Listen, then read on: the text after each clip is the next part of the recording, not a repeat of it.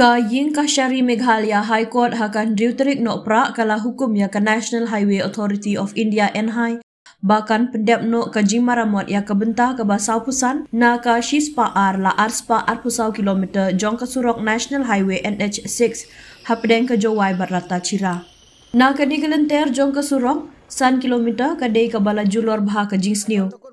Kumta ka Ying Kashari kala hukum ya ka NHAI bahkan Maramot shua kerki ya ka ni ka benta ka basan kilometer jong ka ni ka surok kenang ban pensuk ya ka lek kawan jong ki kali.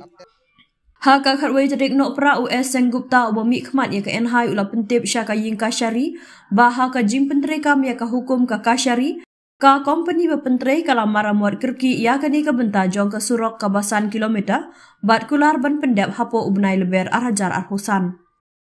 Uke khan AAG ubami khmat ya gejala ula pentip baka sorkar kala aya baru ki jing rap sya ka NHAI ban penti kena na ka benta ka jing ya bet jong ki kali ha ka por ba ka Jing Maramot ya ka surok kadang ya sya khmat.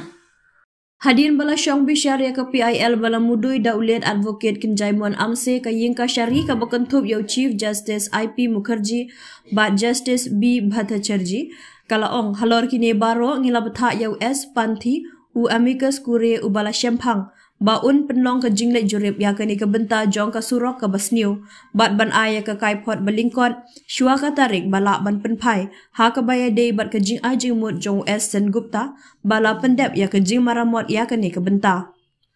Ngila betha ru ba ke Jing Maramot ya ke benta ke basa jong ke benta ke basa pusan kilometer ke dei ban beteng haban da dep kumbala kular da US Senggupta.